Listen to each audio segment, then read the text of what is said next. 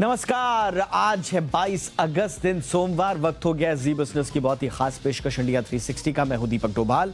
जो है आप देख रहे हैं इंडिया 360, जो है बिजनेस जगत का नंबर 1 प्राइम टाइम शो। दिन भर की तमाम अहम खबरों का करेंगे 360 डिग्री एनालिसिस। लेकिन सबसे पहले उन खबरों पर नजर जो बनी है आज की सुर्खियां। पटना में छात्र पर एडीएम के लाठीचार्ज मामले की जांच के लिए बनाई गई समिति।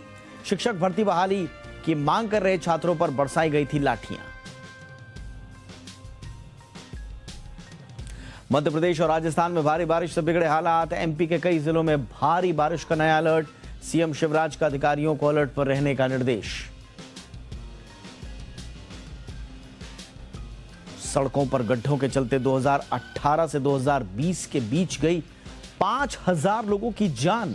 केरल हाईकोर्ट ने बोला गड्ढों से मौत के लिए डीएम जिम्मेदार। इंडिया 360 में करेंगे विश्लेषण, आखिर भारत के गड्ढे भरते क्यों नहीं है। गोल्ड बॉन्ड की दूसरी सीरीज में आज से निवेश का मौका। भाव 5197 रुपए प्रति ग्राम तय। शुक्रवार तक कर सकते हैं आवेदन। ग्लोबल कमजोरी से टूटे घरेलू बाजार। निफ्टी करीब 350 अंक लुढ़का 17,500 के नीचे बंद। बैंक निफ्टी में करीब 700 अंकों की गिरावट। मेटल, रियल्टी और ऑटो शेयरों पर दिखा दबाव।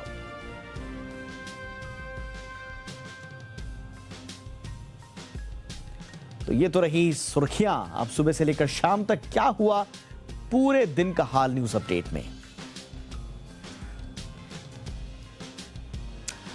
आज सुबह से ही दिल्ली के उप मुख्यमंत्री मनीष सिसोदिया से जुड़ी खबरें टेलीविजन चैनल्स पर छाई रही। सिसोदिया ने ट्वीट करके एक बयान जारी कर कहा कि उन्हें बीजेपी से ऑफर मिला है। अगर वो बीजेपी में शामिल होते तो उनके खिलाफ सारे मामले खत्म कर दिए जाते। मनीष सिसोदिया के ट्वीट के ठीक बाद सीएम अरविंद केजरीवाल ने एक बयान जारी करते हुए कहा कि दिल्ली में ऑपरेशन लोटस फेल हो गया है। इधर बीजेपी का पलटवार सामने आया। बीजेपी का कहना है कि जिसकी नीयत खोटी है उन्हें कौन तोड़ेगा। खबर यह भी है कि मनीष सिसोदिया के पास बीजेपी के कॉल की रिकॉर्डिंग्स हैं। कॉल के दौरान मनीष सिसोदिया ने बीजेपी के नेता की रिकॉर्डिंग की थी, जिसे जरूरत पड़ने पर जारी किया जा सकता है।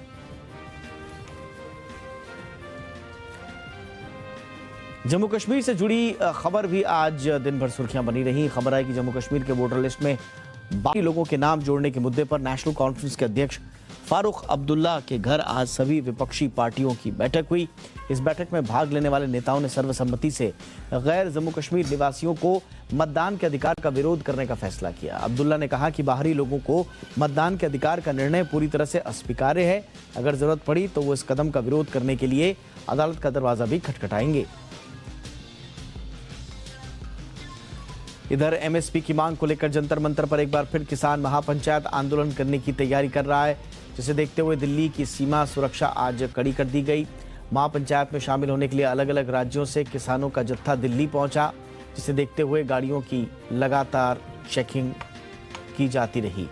सिंधु बॉर्डर से जंतर मंतर तक सुरक्षा बढ़ा दी गई। प्रदर्शन करते हुए किसानों पर पुलिस ने कड़ा एक्शन भी लिया। किसान बैरिकेडिंग गिराते दिखे, जिसके बाद कुछ किसानों को पुलिस ने हिरासत में भी लिया।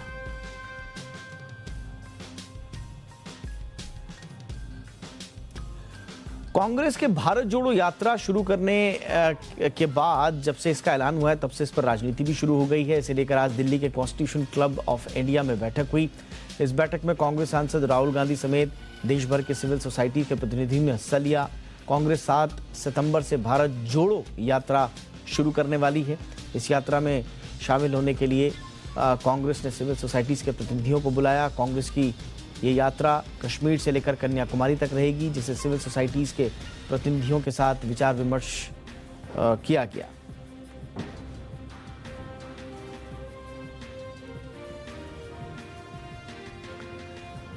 इधर मुंबई की स्पेशल पीएमएलए अदालत के एक फैसले पर सबकी निगाहें टिक गई।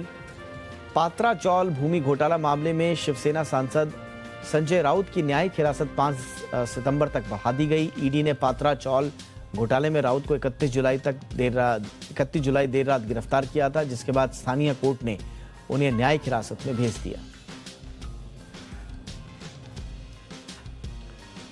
और आज दिन भर बारिश से जुड़ी खबरें भी सुर्खियां बनी रही। कई राज्यों में भारी बारिश और तबाही मची है। मैदानी इलाकों से लेकर पहाड़ों तक आसमान आफत पानी की बूंदें जो हैं आफत बनकर बरस रहे हैं। कुछ मैदानी इलाकों में बाढ़ की स्थिति है। पहाड़ों में फ्लैश फ्लड की और लैंडस्लाइड की तबाही मची हुई है। मौसम विभाग के माने तो पहाड़ी इलाकों में 24 अगस्त तक बारिश का दौर जारी रहेगा, लेकिन मध्य प्रदेश, राजस्थान के कई इलाकों में भारी बारिश के चलते जगह जगह जल जमाव की तस्वीरें हैं। मध्य प्रदेश में भी बारिश के चलते आम जनजीवन प्रभावित हुआ। राजस्थान में भी यही हाल दिखे।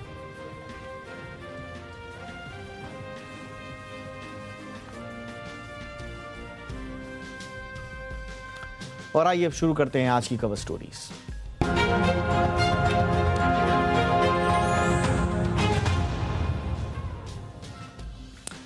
जब भी बारिश का मौसम आता है तो अक्सर ये हिदायत दी जाती है कि सड़कों पर गड्ढों से बचकर चलना, क्योंकि ये गड्ढे न सिर्फ आपके वाहन को नुकसान पहुंचाते हैं बल्कि कई बार लोगों की जान भी ले लेते हैं। खुद सरकारी आंकड़े इसकी गवाही दे रहे हैं।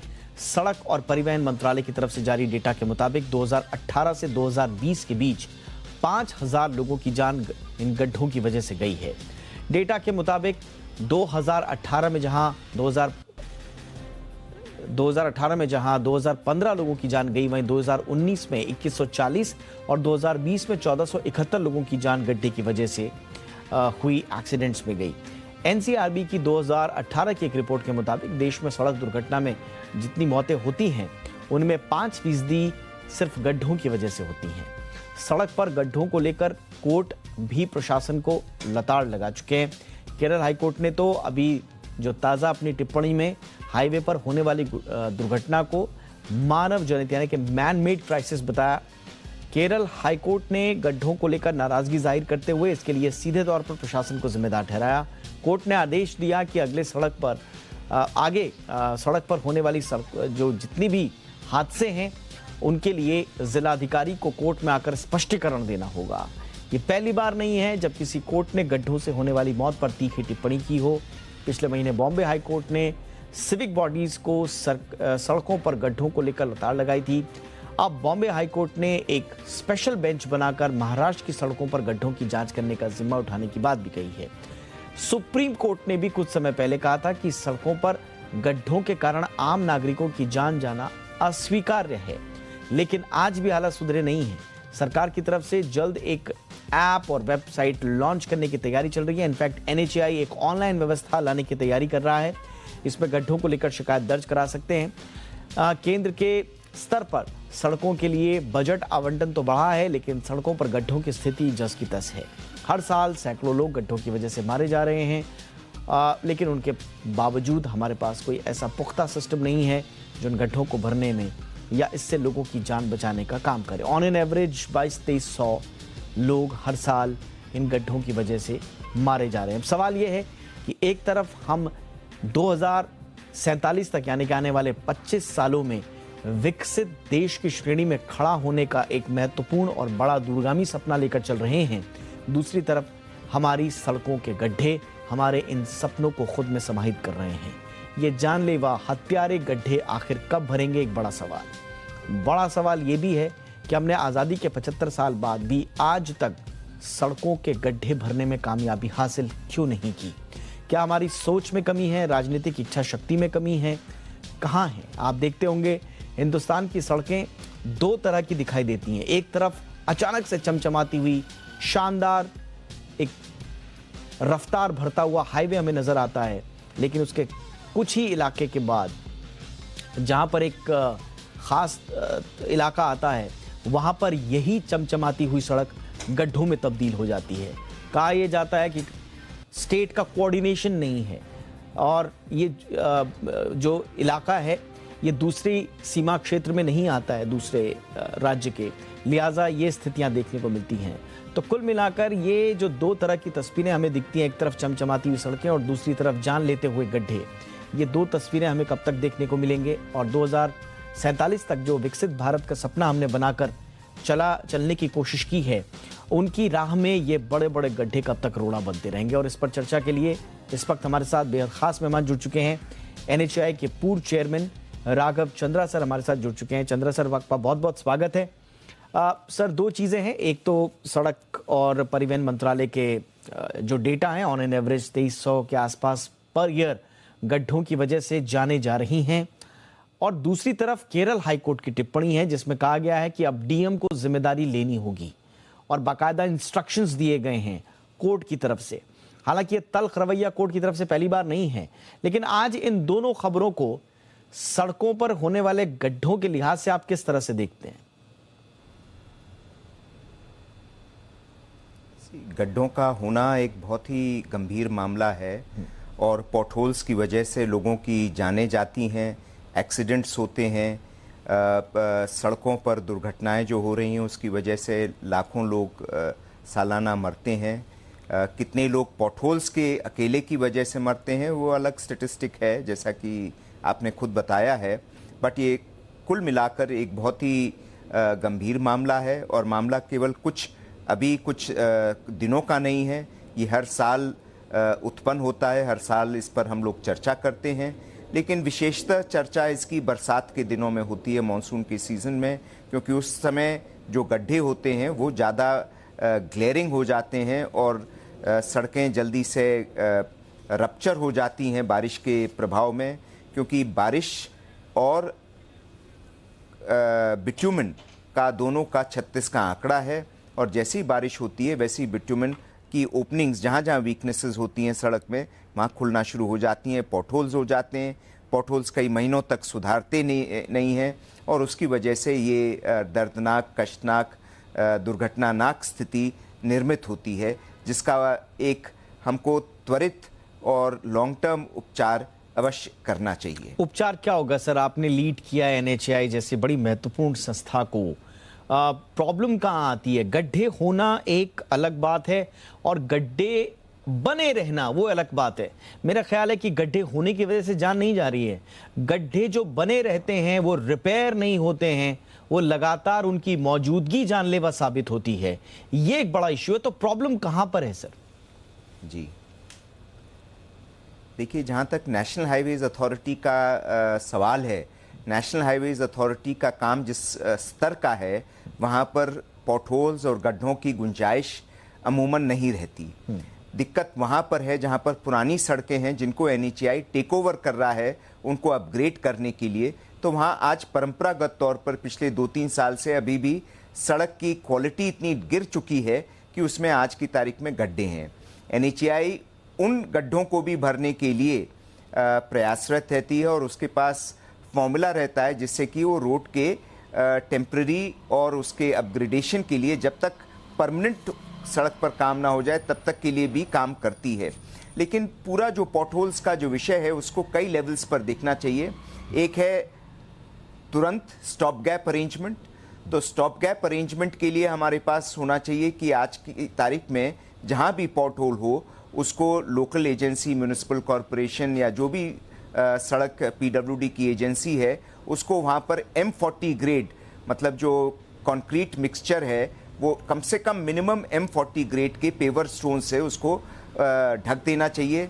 4 बाय 4 फीट के उसमें कम से कम मिनिमम उसको गड्ढे जहाँ पर हुए हैं उस एरिया को उनको कार्व आउट करना चाहिए, साफ क्लियर करना चाहिए और उसको पेवर ब्लॉक से अभी बरसात के दौरान उसको M40 मिनिमम ग्रेड के पेवर ब्लॉक से भर देना चाहिए, जिससे कि वहाँ पर ट्रैफिक चल सके, कम से कम किसी की दुर्घटना ना हो। सेकंड मेजर जो टेम्पररी और स्टॉप गैप मेजर के अलावा ये है कि जहाँ जहाँ जो भी पोर्शंस जहाँ पर पोर्टहोल्स हैं उनको उसको क्लियर करके उसकी फिर से उसको रिपेयरिंग उसकी प्रॉपर होनी चाहिए, जिसको 10 मीटर, 20 मीटर, 100 मीटर लंबाई की जो भी जिस एरिया में क्लस्टर्स ऑफ पॉटहोल्स हैं उनकी रिपेयरिंग होनी चाहिए। एब्सोल्युटली। मीडियम टर्म सॉल्यूशन इसका ये है कि हमारे पास जहां पर भी फ्लड प्रोन एरियाज हैं और जहां पर बरसात ज़्यादा होती है वहां पर हमको इंश्योर कर लेना चाहिए कि वहां पर सीमेंट कंक्रीट सड़क बने बनस्पत इसके कि एस्फॉल्टेड या बिट्यूमिनस पेवमेंट की, क्योंकि जो सीमेंट कंक्रीट की सड़क है वो ज़्यादा मजबूत होती है, लॉन्ग लास्टिंग होती है। अवश्य उसकी कीमत थोड़ी ज़्यादा होती है, लेकिन आजकल अगर सीमेंट कंपनीज के साथ नेगोशिएट किया जाए तो रेट्स भी कम किए जा सकते हैं। और विशेषतः जहाँ पर ब्लैक कॉटन सॉइल है जैसे कि महाराष्ट्र, मध्य प्रदेश, ऐसे इलाकों में ब्लैक कॉटन सॉइल में बिट्यूमिनस पेवमेंट के बजाय सीमेंट कंक्रीट की सड़क बननी चाहिए। इसके अलावा आपने बहुत अभी आज की तारीख में हमारे पास, आई एम सॉरी मैं आपको इंटरप्ट कर रहा हूं, आपने दो बड़े महत्वपूर्ण और बड़े बुनियादी से आपने सॉल्यूशन दिए हैं, बहुत ही महत्वपूर्ण हैं। सर मेरा सवाल, थोड़ा सा मेरे को बताइए, ये हिंदुस्तान में हमारे पास इतने सारे सॉल्यूशंस हैं, दो आपने बड़े महत्वपूर्ण बताए, इनफैक्ट आपके पास, मुझे मालूम है आपके पास और भी सारे सॉल्यूशंस होंगे, और आप जैसे बड़े जिम्मेदार अधिकारियों के पास ऐसे कई सॉल्यूशंस होंगे। हमारे देश के ये वही इंजीनियर्स हैं जिन्होंने देखते ही देखते यूपीए के जमाने में 6-7 किलोमीटर पर डे का निर्माण हो रहा था हाईवेज का, आज वो 35-36 किलोमीटर पर डे बन रहे हैं। इतने एफिशिएंट हमारे ऑफिसर्स हैं, तंत्र हैं, उसके बावजूद सर हम एक छोटा सा पेन पॉइंट सॉल्व क्यों नहीं कर पा रहे हैं? शायद कोई बात भी नहीं करता इनके बारे में। स्टेट हाईवेज के बारे में शायद मोहल्ले की सड़कों में बात होती है, लेकिन नेशनल हाईवेज पे बात नहीं होती है। आज ये डेटा हमारे सामने नहीं आता कि 2300 लोग मारे जा रहे हैं सालाना, तो शायद इस पर कभी कोई चर्चा भी नहीं करता। प्रॉब्लम, मैं उस प्रॉब्लम की बात कर रहा हूं सर। देखिए, इंजीनियर्स की अकेले की गलती नहीं है, क्योंकि उनको तो जिस प्रकार के स्पेसिफिकेशंस बनाने को कहा जाए बजट के अनुसार, वो उसी प्रकार के स्पेसिफिकेशंस बना देते हैं। अगर हम बजट पर्याप्त नहीं रखेंगे तो फिर स्पेसिफिकेशंस कमज़ोर रहेंगी और इस प्रकार के प्रॉब्लम्स सड़क में हमेशा रहेंगी। तो इसलिए सबसे महत्वपूर्ण चीज़ इसमें यह है कि इसके लिए प्रॉपर बजटिंग होनी चाहिए। अभी बरसात में टेम्पररी सॉल्यूशंस करके बरसात बाद हमें इसके बारे में भूल नहीं जाना चाहिए। तुरंत हमको लॉन्ग टर्म रिपेयर्स सड़कों के करने चाहिए। अपग्रेडेशन में हमको ज़्यादातर सीमेंट कंक्रीट की सड़कें ऐसे इलाकों में बनानी चाहिए जो प्रोन हो पॉटहोल्स को, और इसके अलावा लाइफ साइकिल जो वैल्यू है सड़क की, उसको ध्यान में रखते हुए हमें ऐसे स्पेसिफिकेशंस, ऐसे स्टैंडर्ड्स बनाने चाहिए जो आज NHAI बना रहा है, उस प्रकार के स्टैंडर्ड्स की, जिससे कि सड़कें खराब ना हो और जो सड़कें बनाएं उसमें पर्याप्त डिफेक्ट लायबिलिटी क्लॉज हो लंबे पीरियड तक, कम से कम 3 साल, 4 साल, 5 साल के लिए। और वही व्यक्ति, जैसे कि BOT सड़कों में हुआ है, वही व्यक्ति उसका मेंटेनेंस जब करेगा और उसके बेसिस पर उसको टोल कलेक्ट करने की सुविधा रहेगी, तो वो अवश्य इंश्योर करेगा कि सड़क की क्वालिटी उस स्टैंडर्ड की बने जिससे कि सड़क अच्छी बने।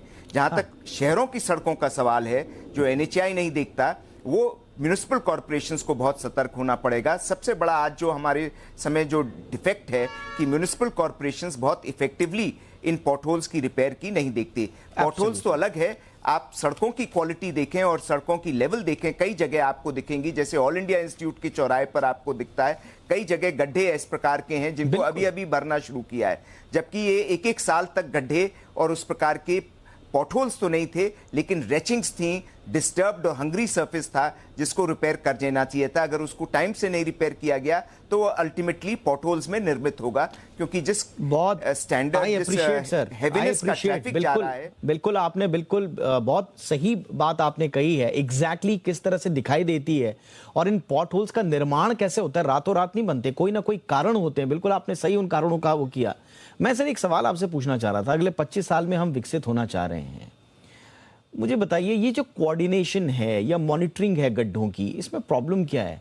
मैं बचपन से देखता हूं सर, ये मेरा ऑब्जर्वेशन है एक आम भारतीय होने के नाते। हमारे मोहल्ले में जब कभी सड़कें बहुत नई चमचमाती हुई सड़कें बनती थी, हमें 2-4 दिन बड़ा अच्छा लगता था कि हमारे मोहल्ले में सड़क बन गई। उसके बाद PWD वाले आते थे, वो कहते थे कि खुदाई करनी है क्योंकि यहाँ से कुछ सड़क का काम कुछ रह गया है, या नीचे हमको कुछ एक नाला निकालना है। उसके बाद BSNL वाले आते थे, जब वो फिर से चमचमा जाती थी, वो BSNL वाले कहते थे जी हमको फाइबर बिछाना है यहाँ से। फिर 2-4 महीने बाद फिर वो सड़क थोड़ी सी दिखती थी। उसके बाद जल निगम वाले आ जाते थे, फिर वो कहते थे साहब यहाँ से हमको पानी का पाइप गुजारना है। और मेरी सर अभी तक की जिंदगी ऐसी ही गुजरी है, और आई एम श्योर हिंदुस्तान में कई लोगों की ऐसी गुजर रही होगी। एक डिपार्टमेंट आता है, सड़क बनाता है, दूसरे डिपार्टमेंट को उसको खोदना है क्योंकि उसको कोई ना कोई काम करना है। ये सर मुझे लगता है कि मैंने अपनी जिंदगी में उसके बाद कभी कोई सड़क देखी नहीं। जब मैं देखता हूं तो फिर मुझे मालूम है कि ये दिख रही है, हफ्ते भर के लिए दिख रही है, इसके बाद फिर इसका बुरा हाल होना है। ये जो लैक ऑफ कोऑर्डिनेशन है या जो ब्यूरोक्रेसी में कोऑर्डिनेशन का अभाव है, ये कैसे दूर हो, और ये मानसिकता कौन सी है सर? ये बहुत मुश्किल नहीं है, और जो भी लोकल म्यूनिसिपल एडमिनिस्ट्रेशन के इंचार्ज हैं, मेयर्स विशेषतः जो शहरों के हैं, उनको अपनी जवाबदारी इसमें महसूस करनी पड़ेगी। मुझे ये खुशी है कि केरला हाई कोर्ट ने डिस्ट्रिक्ट मैजिस्ट्रेट्स की जिम्मेदारी बनाई है। यद्यपि डिस्ट्रिक्ट मैजिस्ट्रेट्स डायरेक्टली उनके पास रोड रिपेयरिंग के और उसके डायरेक्ट फंड्स नहीं होते, लेकिन फिर भी उनका जो एक प्रभाव होता है, एक जो प्रशासकीय उनका जज्बा होता है, उसके तहत वो म्यूनिसिपल कॉरपोरेशंस, मेयर से अच्छे से काम करवा सकेंगे। इसमें कोऑर्डिनेशन की बहुत आवश्यकता है और फंड्स अवेलेबल रहते हैं सिटी कॉरपोरेशन, म्यूनिसिपल कॉरपोरेशन के पास, जो मेयर्स और म्यूनिसिपल एडमिनिस्ट्रेटर्स और कमिश्नर्स डील करते हैं।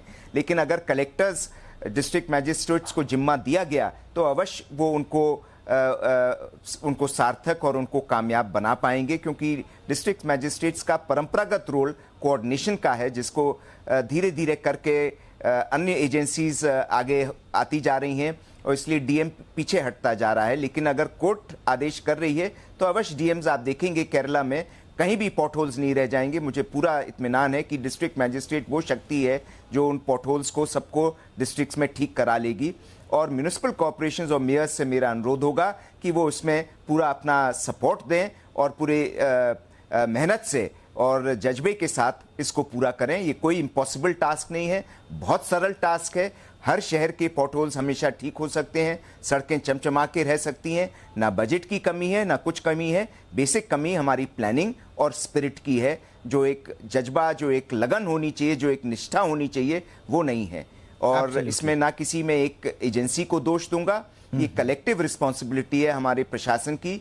और एक नोडल अधिकारी हर डिस्ट्रिक्ट में या हर सिटी में बना दिया जाए, वो इंश्योर कर सकता है कि कहीं भी पॉटहोल ना रहें और उसको पूरी पावर दे दी जाए कि अगर आपको पॉटहोल ठीक कराना है तो पहले ठीक होगा, बाद में फंड की व्यवस्था की बात की जाएगी। आप देखेंगे कहीं पर एक भी पॉटहोल नहीं रह जाएगा। एब्सोल्युटली सर, बिकॉज अब हम सिर्फ पॉट होल्स को भ्रष्टाचार के प्रतीकों के रूप में नहीं देख रहे हैं। सड़कों पर गड्ढे अक्सर, जब इससे पहले चर्चा में आया करते थे, तो भ्रष्टाचार के प्रतीक के रूप में होते थे या फिर विकास नहीं होने के प्रतीक के रूप में आते थे। लेकिन ये जो आंकड़े अब बता रहे हैं कि हर साल 2500 लोग सिर्फ इसलिए मारे जा रहे हैं क्योंकि वो ऐसी सड़क पर गाड़ी दौड़ा रहे हैं जहां पर गड्ढा है, और उनमें उनकी क्या गलती है? वो अब टैक्स टाइम पर दे रहे हैं, वो अपने लोकतांत्रिक अधिकारों से सरकारों को चुन रहे हैं, वो तंत्र के साथ, सिस्टम के साथ, अधिकारियों के साथ पूरा अपना योगदान दे रहे हैं, जो उनका लोकतांत्रिक कर्तव्य है वो निभा रहे हैं। उसके बावजूद क्या वो सड़कों पर इसलिए निकल रहा है कि वो अपनी जान खो देगा? मुझे लगता है कि ये भारत का जो नागरिक है इससे बेहतर डिजर्व करता है। और अब क्योंकि 25 साल का अगला हमने लक्ष्य तय कर दिया है, अब इस पर बहुत ही शिद्दत से, चिंतन से मनन करने का वक्त आ गया है। और राघव चंद्रा सर ने बहुत इंपॉर्टेंट सजेशंस आज हमारे शो के माध्यम से दिए हैं। आई एम श्योर कि ये सब तंत्र के, शासन के, सरकार के संज्ञान में होंगे, इन्हें बेहतर तरीके से इंप्लीमेंट किया जाए, इसी उम्मीद के साथ बहुत बहुत शुक्रिया राघव सर, आपने वक्त निकाला हमारे लिए, दर्शकों के लिए। Thank you so much. आइए आगे बढ़ते हैं, दूसरी कवर स्टोरी का अब रुख करते हैं। अगर आप इंटरनेट ब्राउजिंग के लिए गूगल क्रोम का इस्तेमाल करते हैं, जो मेरे ख्याल से बहुत सारे लोग करते हो, तो आपको सावधान हो जाने की आवश्यकता है। और इस बार सावधान हम नहीं कर रहे हैं हमेशा की तरह, बल्कि इस बार सरकार परेशान है और बाकायदा सरकार ने ये एडवाइजरी दी है, ये चेतावनी जारी की है। सरकार के मुताबिक गूगल क्रोम में कुछ ऐसी खामियां हैं जिनकी मदद से हैकर्स आपके सिस्टम में घुसपैठ कर सकते हैं। गूगल क्रोम में क्या है खामी और कैसे इससे आप बच सकते हैं, पूरी डिटेल देखिए इस रिपोर्ट में और जानिए कि अगर आपने ये कदम नहीं उठाया तो आपको क्या नुकसान उठाना पड़ सकता है।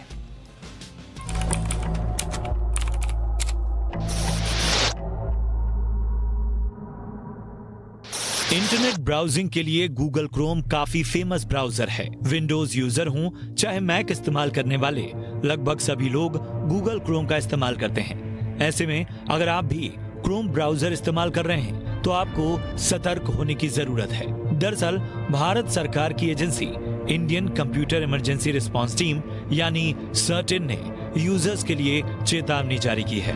एजेंसी के मुताबिक गूगल क्रोम में कुछ खामी पाई गई है। इस खामी के चलते हैकर्स आसानी से आपके कंप्यूटर्स का एक्सेस हासिल कर सकते हैं। इस खामी की वजह से अटैकर्स सिक्योरिटी रिस्ट्रिक्शंस को बाईपास कर सकते हैं और स्पेशली क्राफ्टेड रिक्वेस्ट भेज सकते हैं, जिसमें आपके निजी डेटा को खतरा पहुंच सकता है। सरकार ने एडवाइजरी में कहा है कि गूगल क्रोम में इस खामी का सबसे ज्यादा खतरा उन लोगों का है जो इसका पुराना वर्जन इस्तेमाल कर रहे हैं। एडवाइजरी के मुताबिक आपको तुरंत प्रभाव से गूगल क्रोम को अपडेट कर लेना चाहिए। इससे हैकिंग का रिस्क काफी कम हो जाएगा। बता दें कि इससे पहले सचिन ने एप्पल फोन में खामी को लेकर भी अलर्ट जारी किया था। सचिन ने एप्पल वॉच के ऑपरेटिंग सिस्टम में गंभीर खामियों को चिन्हित किया था। एजेंसी ने एप्पल वॉच के ऑपरेटिंग सिस्टम में एक बग के होने की चेतावनी दी। ये बग हैकर्स को स्मार्ट वॉच तक पहुंचाने की इजाजत देता है। एप्पल ने भी इसकी पुष्टि की थी। ब्यूरो रिपोर्ट, जी मीडिया।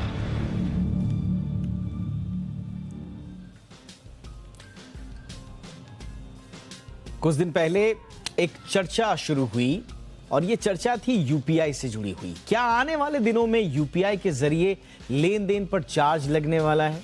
बीते 2 दिनों से सोशल मीडिया पर यह सवाल काफी ज्यादा पूछा गया और इसके बाद खुद वित्त मंत्रालय सामने आया है और यूपीआई पर चार्ज लगने को लेकर सफाई दी है। क्या ये पूरा मामला, देखिए इस रिपोर्ट में।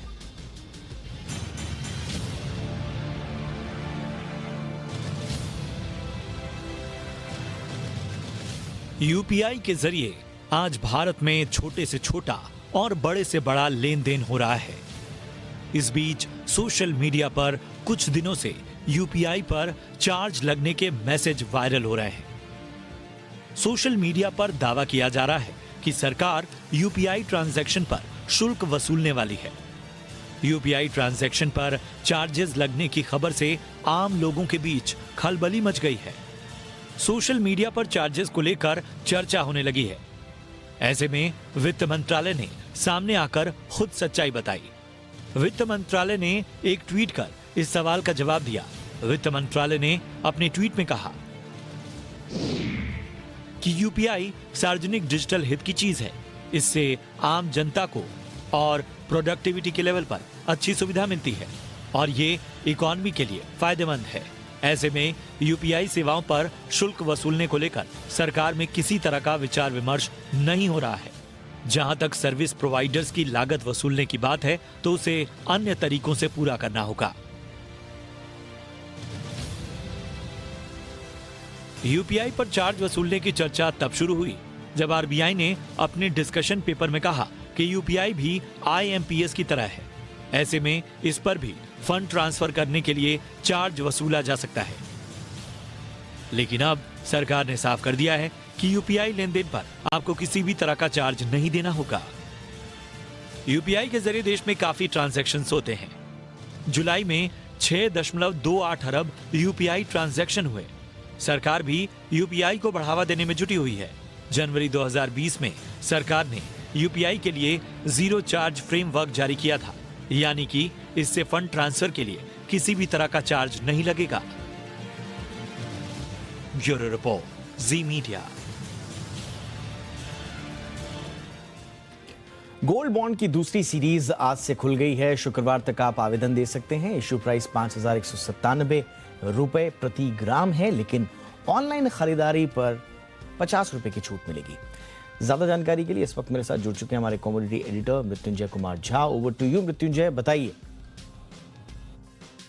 देखिए, बिल्कुल गोल्ड बॉन्ड की दूसरी सीरीज आज से खुली है और ये पूरे हफ्ते आपके लिए गोल्ड बॉन्ड में आवेदन करने का मौका होगा और 5,197 ये गोल्ड बॉन्ड का प्राइस तय किया गया है 1 ग्राम के लिए। और अगर आप ऑनलाइन बाई करते हैं तो आपको 50 रुपए की और छूट मिलेगी, मतलब 50 रुपए आपको और सस्ता मिलेगा। हमने तमाम बुलियन के एक्सपर्ट से बात की और उनसे ये पूछा कि क्या गोल्ड बॉन्ड की सीरीज़ में पैसा लगाना चाहिए।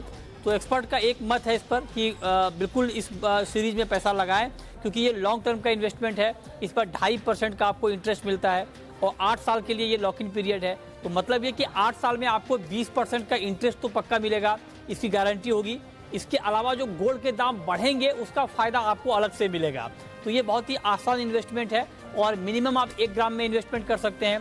बैंक से आप ले सकते हैं, पोस्ट ऑफिस से ले सकते हैं, इसके अलावा स्टॉक होल्डिंग कॉर्पोरेशन से ले सकते हैं। तो अलग अलग जगहों पर इसे खरीदने की इसमें निवेश करने की सुविधा दी गई है।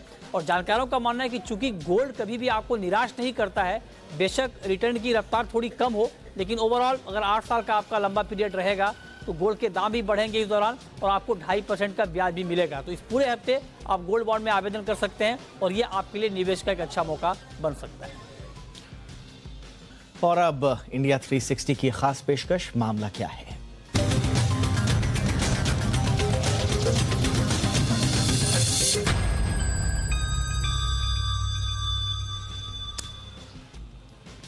सालों से कोरोना महामारी से हम जूझ रहे हैं। 2 साल से ऊपर हो गए हैं। कोरोना के बाद मंकी पॉक्स ने भी धड़कनें बढ़ाई और अब टोमेटो फ्लू ने चिंताएं बढ़ा दी हैं।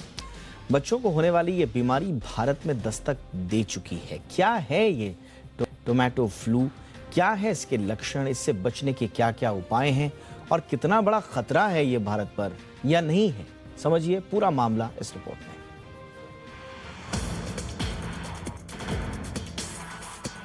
देश और दुनिया कोरोना और मंकी पॉक्स से पहले से ही जूझ रहे हैं, लेकिन अब टोमेटो फ्लू नाम की बीमारी ने टेंशन बढ़ा दी है। हैंड फुट माउथ डिजीज को टोमेटो फ्लू या फीवर के नाम से बुलाया जा रहा है। प्रतिष्ठित लैंसेट जर्नल की माने तो भारत में 6 मई 2022 को इस बीमारी का पहला मरीज मिला। जर्नल के मुताबिक केरल में इस बीमारी के अब तक 82 मामले दर्ज किए जा चुके हैं। आपको बताते हैं कि टोमेटो फ्लू आखिर है क्या। दरअसल जिस बीमारी को टोमेटो फ्लू बताया जा रहा है वो हैंड फुट एंड माउथ से जुड़ी बीमारी बताई जा रही है। इस बीमारी में पैर, हाथों और मुंह में लाल चकत्ते होने लगते हैं। ये दाने टमाटर के रंग के दिखते हैं। शायद इसीलिए इस बीमारी को टोमेटो फ्लू बुलाया जा रहा है, क्योंकि टमाटर खाने या ना खाने से इस बीमारी का कोई संबंध नहीं। ये फीवर 1 से 5 वर्ष की आयु के बच्चों को होने की ज्यादा संभावना रहती है, लेकिन जिन वयस्कों की इम्यूनिटी कमजोर है ये उन लोगों को भी अपना शिकार बना सकती है। एक्सपर्ट्स इसे रेयर इन्फेक्शन बता रहे हैं जो डेंगू या चिकनगुनिया के बाद हो सकता है। एक्सपर्ट्स के मुताबिक ये बच्चों में पाई जाने वाली hand, foot and mouth disease ही है, या तो उसका वेरिएंट भी हो सकता है। ये बीमारी पहले भी भारत के हर हिस्से में बच्चों में पाई गई है। बच्चों को हाथों पे और पैरों पे दाने होते हैं, लेकिन कॉमन भाषा में या मेडिकल टर्मिनोलॉजी के अंदर उसको हम हैंड फुट माउथ डिजीज बोलते हैं, जो कि एक कोक्सेकी वायरस के द्वारा होती है बीमारी। ये बीमारी कोई नई नहीं है, पहले भी भारत में इसके मामले मिले हैं। इसे अब टोमेटो फ्लू का नाम दिया जा रहा है। टोमेटो फ्लू के लक्षणों की बात करें तो इसमें बच्चों को तेज बुखार आना, जोड़ों में सूजन और दर्द, उल्टी, दस्त और डिहाइड्रेशन, शरीर पर लाल दर्दनाक दाने, चकत्तों का धीरे धीरे बड़ा होना और त्वचा में जलन होना जैसे लक्षण शामिल हैं। एक्सपर्ट्स का कहना है कि ये बीमारी कोरोना वायरस की तरह तेजी से नहीं फैलती और न ही मंकी पॉक्स की तरह जानलेवा साबित होती है। इस बीमारी से बच्चों को सुरक्षित रखने के लिए बच्चों को आराम करवाएं, स्कूल और खेलने न जाने दें, बच्चों को खूब पानी पिलाएं। ब्यूरो रिपोर्ट, जी मीडिया। तमाम कोशिशों के बावजूद लोन ऐप्स की हफ्ता वसूली जारी है। इस हर रोज ये ठग मासूम लोगों को अपने झांसे में लेकर उन्हें अपना शिकार बना रहे हैं। जी बिजनेस एक जिम्मेदार चैनल होने के नाते पिछले 2 साल से लगातार अपने ऑपरेशन हफ्ता वसूली के जरिए आपको आगाह करता रहा है। वक्त वक्त पर आरबीआई, सरकार, पुलिस ने एक्शन भी लिया है हमारी रिपोर्ट्स पर, और इसी कड़ी में एक और बड़ा असर ऑपरेशन हफ्ता वसूली का हुआ है, और वो हुआ है अब दिल्ली में। दिल्ली पुलिस ने 22 ऐसे आरोपियों को गिरफ्तार किया है जो फर्जी लोन ऐप्स के चलते लोगों को ब्लैकमेल कर रहे थे।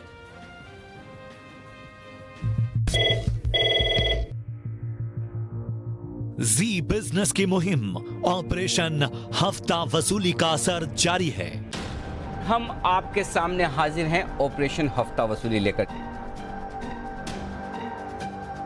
आरबीआई की गाइडलाइन के बाद अब दिल्ली पुलिस ने वसूली लोन ऐप्स का धंधा चौपट कर दिया है। इस मामले में 22 लोगों को गिरफ्तार किया गया है। गैंग के सदस्य इंस्टेंट लोन ऐप की मदद से लोगों को अपना शिकार बनाते थे।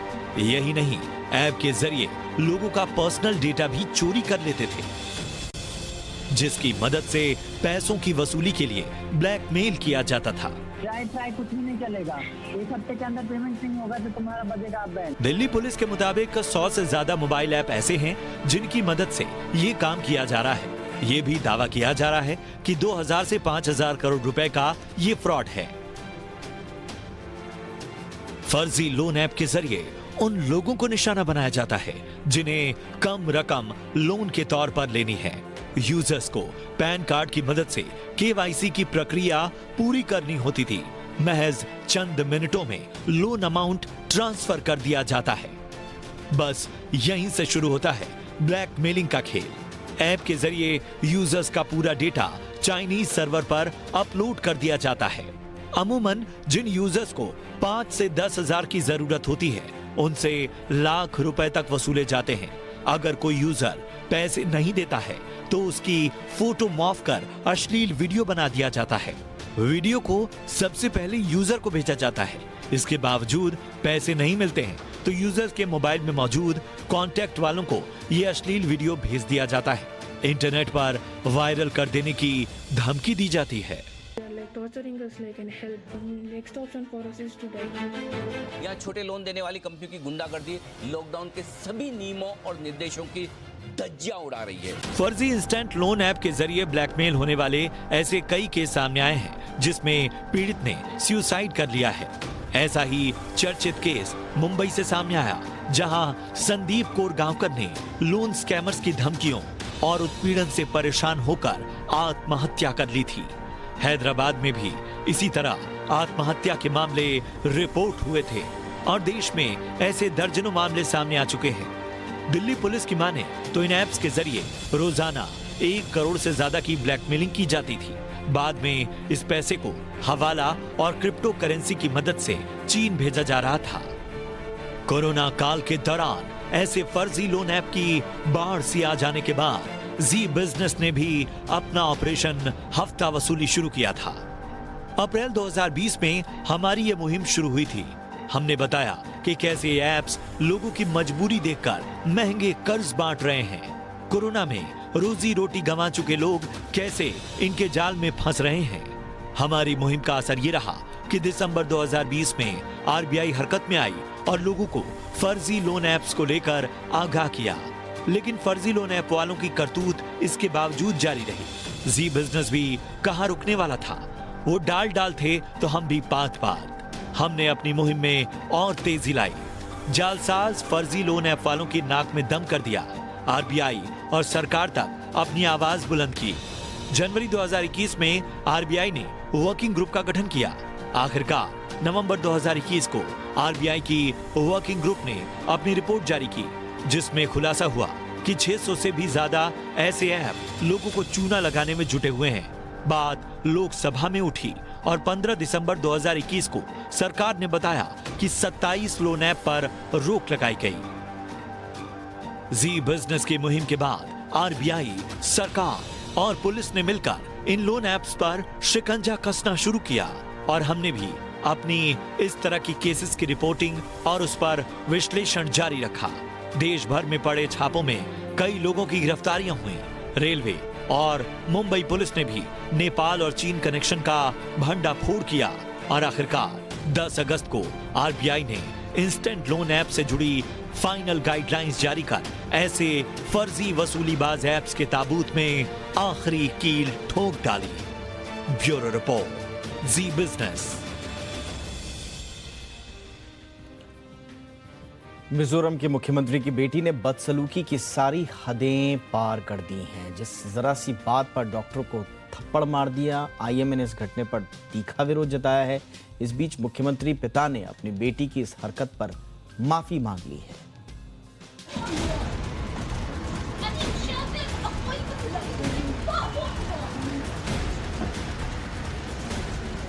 एक डॉक्टर से मारपीट करती दिख रही ये महिला कोई साधारण महिला नहीं, ये मिजोरम के मुख्यमंत्री जोरामथांगा की बेटी है।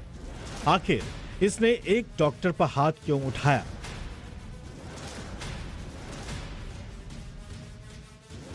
दरअसल मिजोरम की राजधानी आइजोल के क्लिनिक के त्वचा रोग विशेषज्ञ डॉक्टर ने मुख्यमंत्री की बेटी मिलारी छंगटे को बिना अपॉइंटमेंट देखने से मना कर दिया था। डॉक्टर ने मुख्यमंत्री की बेटी को परामर्श के लिए क्लिनिक आने से पहले मिलने का समय लेने को कहा था। फिर क्या था, मुख्यमंत्री की बेटी को गुस्सा आ गया। उसके बाद क्या हुआ वो आपके सामने है। ऐसी घटना का सीसीटीवी वायरल ना हो, ऐसा हो नहीं सकता। घटना बुधवार की है, जिस पर आईएमए ने भी तीखा विरोध जताया है। हालांकि बाद में मुख्यमंत्री जोरामथांगा ने अपनी बेटी की हरकत के लिए खुद सार्वजनिक रूप से माफी मांगी है। इतना ही नहीं, मुख्यमंत्री के बेटे रामथन श्यामा ने भी घटना के तुरंत बाद अपनी बहन की ओर से एक सार्वजनिक माफी जारी की, जिसमें कहा गया कि उनकी बहन को पिछले दिनों माथे पर चोट लगने के बाद से तनाव था। वो सो भी नहीं पा रही थी। उसकी बहन को निशान होने का डर था। ब्यूरो रिपोर्ट, जी मीडिया। पटना में प्रदर्शनकारी छात्रों की बेरहमी से पिटाई का वीडियो जब वायरल हुआ तो इस पर राजनीति भी जारी है। एक पुलिस अफसर इस कदर बेलगाम हो गया कि उसने प्रदर्शनकारी छात्र को बेरहमी से पीटा। पटना के एडीएम ने लाठी जब इस छात्र पर बरसाना शुरू किया तब से ये वीडियो वायरल हो रहा है। ये छात्र बिहार टीईटी की परीक्षा कराने की मांग कर रहे थे। पटना में प्रदर्शनकारी छात्र पर एडीएम के लाठीचार्ज के मामले में अब जांच कमेटी का गठन कर दिया गया है। ये कमेटी इस बात की जांच करेगी कि आखिर क्यों एडीएम को छात्रों पर लाठीचार्ज की नौबत आई। डिप्टी सीएम तेजस्वी यादव ने पटना के डीएम के साथ बैठक भी की। इसके बाद डीएम ने पटना के सिटी एसपी और डीडीसी के नेतृत्व में जांच कमेटी का गठन कर दिया है। कि वो जो दृश्य जो भी हम लोगों ने देखा वो ठीक नहीं था, नहीं होना चाहिए था ऐसा। तिरंगे का अपमान बोल ही दिया हम, नहीं होना था ऐसा।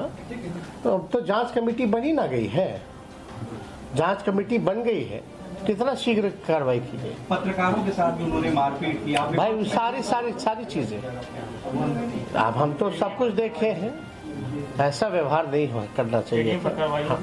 अब तो जांच कमेटी बनी तो कार्रवाई ना है, विधायकों तो उसमें जांच होगी। वायरल हो रहा है, एक व्यक्ति को लेटे हुए है जमीन पर और झंडा भी लिया हुआ है, उसको मारते हुए पीटते हुए, वो कहीं से भी उचित नहीं है, बहुत ही आपत्तिजनक है और उस पर हमने संज्ञान लिया है और 2 सदस्यीय समिति हमने गठित किया है जांच के लिए। इसमें डिप्टी डेवलपमेंट कमिश्नर पटना और एसपी सेंट्रल हमारे सिटी जो हैं वो उनकी दोनों लोगों की कमेटी हमने बनाया है और जांच रिपोर्ट आने पर हम लोग इसमें नियमानुसार जरूर कार्रवाई करेंगे। अब डीएम कह रहे हैं कि ये आपत्तिजनक है, डिप्टी सीएम कह रहे हैं कि ये ठीक विजुअल्स नहीं थे, हमें अच्छा नहीं लगा। उसके बावजूद एडीएम पर कार्रवाई करने की बजाय इस पूरे मसले पर जांच कमेटी बैठा दी गई है। तो अगर ये जांच कमेटी बैठाना चीज़ों को डीरेल करना नहीं है, लीपापोती करना नहीं है, तो फिर क्या है। बहरहाल पटना के एनएमसीएच में हड़ताल पर डॉक्टर्स भी बैठे हैं और इन्होंने भी आज प्रदर्शन किया है। प्रदर्शन की वजह से पेशेंट्स का रजिस्ट्रेशन काउंटर, ओपीडी सर्विसेज बंद रही। डॉक्टर्स की मांग है कि इंटर्नशिप कर रहे डॉक्टर्स का स्टाइपेंड बढ़ाया जाए। वहीं गया के एएनएमएमसीएच में भी प्रदर्शन हो रहे हैं। यहां हड़ताल की वजह से आज मरीज परेशान रहे, ओपीडी बंद रहे।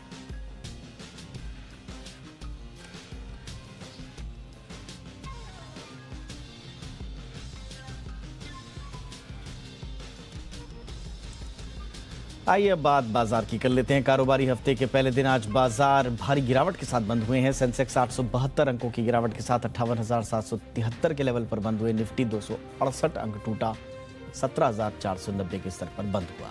बैंक निफ्टी में गिरावट का सिलसिला जारी है। निफ्टी बैंक 688 अंक टूटा, 38,297 के लेवल पर बंद हुआ।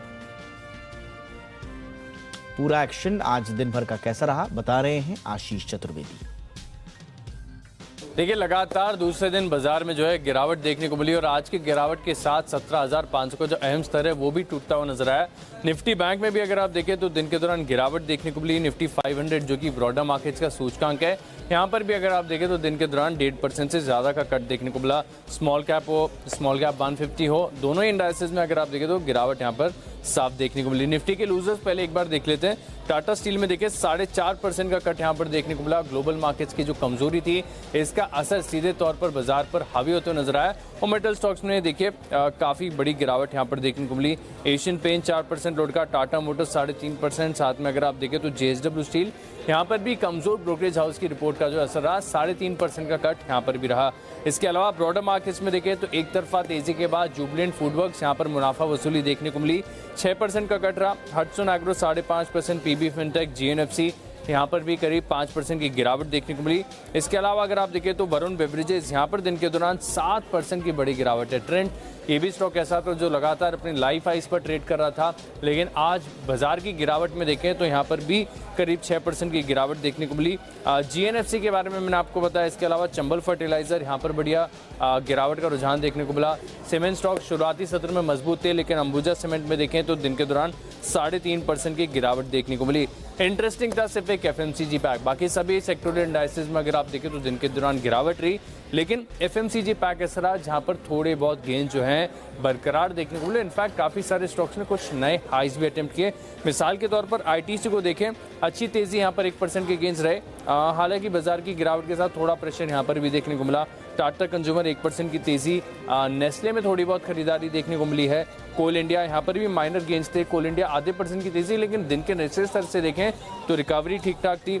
इसके अलावा LG इक्विपमेंट, ये स्टॉक बिल्कुल भी देखिए रुकने का नाम ही नहीं ले रहा, 11% की शानदार तेज़ी में। और इनफैक्ट कमज़ोर बाजार में जो है इतने बड़े मूव्स यहाँ पर देखने को मिले। सोलारा एक्टिव, CCL प्रोडक्ट्स में देखिए 8% की शानदार तेज़ी देखने को मिली और सीक्वेंस साइंटिफिक यहाँ पर भी करीब 6.5% की खरीदारी रही। अमेरिकी बाजारों का हाल भी देख लेते हैं, वहाँ पर किस तरह का कारोबार फिलहाल नज़र आ रहा है। आप देखिए लाल निशान में फिलहाल बुरी तरह से पिटे हुए मार्केट अमेरिकी बाजार के नज़र आ रहे हैं। 33,233 के स्तर पर डाउ जोन्स 465 अंकों की भारी गिरावट इस वक्त डाउ जोन्स में नज़र आ रही है। नैस्डैक भी लहूलुहान है, 2.5% के आसपास की भारी गिरावट, 286 अंकों की भारी गिरावट के साथ 12,418 के स्तर पर फिलहाल नैस्डैक।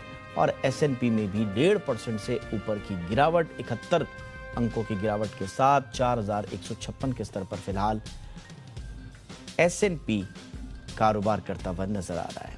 अब यहाँ से कुछ क्यूज मिल रहे हैं भारत के लिए या कुछ अलग चाल पकड़ेगा हमारा भारतीय बाजार, इस पर बातचीत करने के लिए ट्रेड शिफ्ट ब्रोकिंग के डायरेक्टर संदीप जैन साहब हमारे साथ जुड़ चुके हैं। संदीप सर, बहुत बहुत स्वागत सर। कल के लिए आपके प्रेडिक्शन सर। देखिए, मार्केट्स थोड़े तो नर्वस हुए हैं। ऊपर के लेवल्स पे 18,000 को क्रॉस नहीं कर पाया मार्केट। अच्छा खासा वहाँ पे प्रॉफिट बुकिंग आई है और वापस से 2 दिन अच्छे खासे करेक्शन के बाद अब ऐसा लगता है कि 17,300 से 400 का एक रेंज है जो कि अपना एक 50 डेमा है, वहाँ पे एक सपोर्ट ले सकता है मार्केट। तो मुझे ऐसा लगता है कि मार्केट्स में थोड़ा कॉशियसली काम करें, अननेसेसरली एग्रेसिवली पोजीशंस नहीं बनाए। जो पोजीशंस है उनको संभालने की कोशिश की जाए और नीचे आए तो 17,300-400 का रेंज होगा जहां पे बाइंग देखने को मिलेगी। हालांकि आज इतनी उम्मीद नहीं थी कि इस तरीके से इतना बड़ा फॉल आ गया। और देखिए यूएस मार्केट्स भी करेक्ट कर रहे हैं और सबसे बड़ा जो अगर बिगेस्ट जो प्रॉब्लम है, the elephant in the room is the dollar index. वो अगर तेज होता तो कोई भी चीज तेज नहीं होती है। तो डॉलर मजबूत हो रहा है बाकी सारी करेंसीज के सामने, तो मुझे लगता है कि ये एक बड़ा रीजन है। और बाकी अब देखना होगा कि 17,300-400 पे सपोर्ट लेता है कि नहीं है। और डिफेंसिव में माहौल बना हुआ था, आज भी टाटा कंज्यूमर, ITC ये लोग फिर भी रेजिलिएंट थे। तो कहीं ना कहीं मार्केट डिफेंसिव मैकेनिज्म में, डिफेंसिव मोड में आया हुआ है। तो मेरे हिसाब से डिफेंसिव स्टॉक्स में ध्यान दें। आज रिलायंस भी अच्छा रेजिलिएंट था, हालांकि लाल में था बट फिर भी मजबूत था। So one has to be very very sector specific और डिफेंसिव की तरफ ध्यान दें। बहुत बहुत शुक्रिया संदीप जी इस तमाम जानकारी के लिए। कुछ अंतर्राष्ट्रीय खबरें। पाकिस्तान के पूर्व प्रधानमंत्री इमरान खान की मुश्किलें लगातार उनका पीछा कर रही हैं। इमरान खान ने महिला जज और पुलिस अधिकारियों को खुलेआम धमकी दी। उन्होंने गृह युद्ध की धमकी देते हुए यहां तक चेतावनी दे डाली कि अगर आवाम सड़कों पर आ गई तो पाकिस्तान का हाल भी श्रीलंका के जैसे ही होगा। देखिए रिपोर्ट।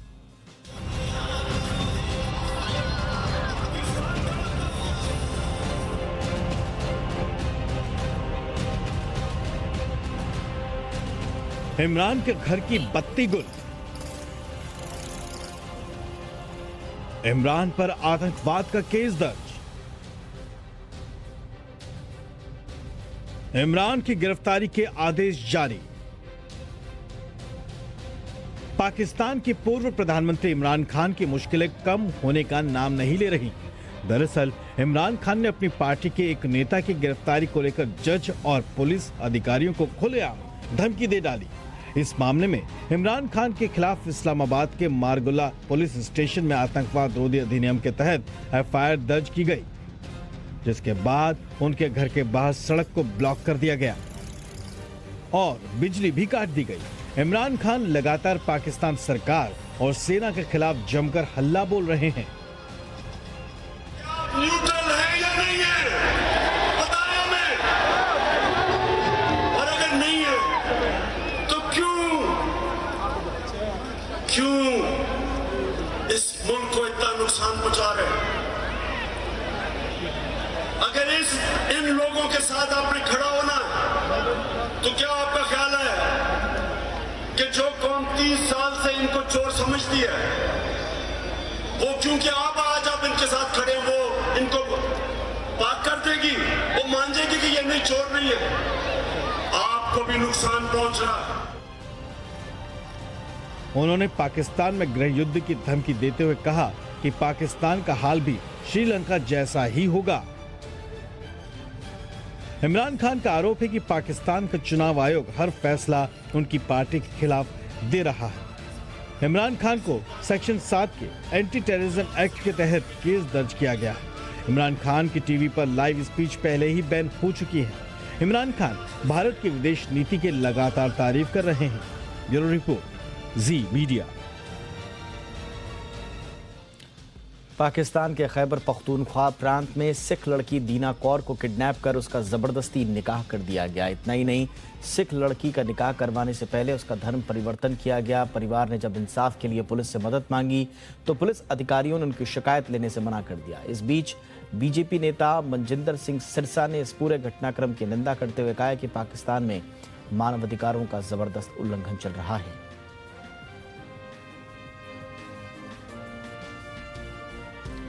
रूस में इस्लामिक स्टेट के फिदाइन को गिरफ्तार किया गया है। रूसी सुरक्षा एजेंसीज ने यह गिरफ्तारी की है। एजेंसीज ने दावा किया है कि सुसाइड बॉम्बर भारत में धमाके की साजिश रच रहा था। उसके निशाने पर सत्ताधारी दल के नेता थे।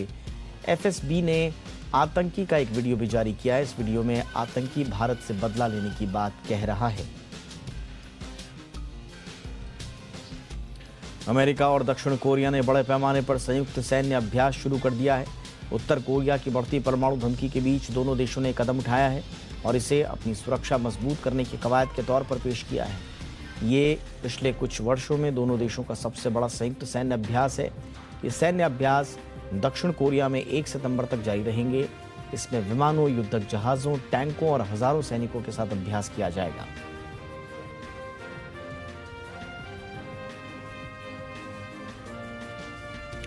इंडिया 360 में आज बस इतना ही। इजाजत दीजिए और हैशटैग याद रखिए, #ZIndia360। कोई राय, कोई सुझाव हो तो जरूर भेजिएगा। नमस्कार।